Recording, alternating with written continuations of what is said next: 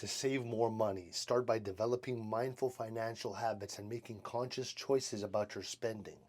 Begin by reviewing your monthly expenses to identify where you can cut back. This could involve eliminating subscriptions that you don't use, reducing impulse purchases, or choosing cheaper alternatives for daily expenses, such as cooking at home instead of dining out. One powerful way to save money is to automate your savings. You see what I said there? Set up an automatic transfer to a savings account as soon as you receive your income, treating savings as a priority rather than an afterthought. By doing this, you ensure that the money is saved before you have the chance to spend it. All right? Another approach is to simplify your lifestyle.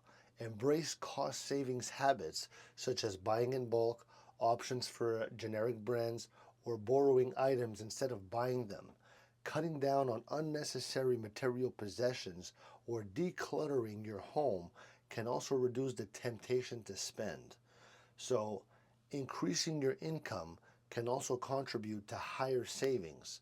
Consider taking on freelance work, offering your skills or selling unused items to create additional cash flow. Finally, stay disciplined with your financial goals. Small, consistent efforts over time add up, and it leads to significant savings and greater financial security. Let me know if this helped.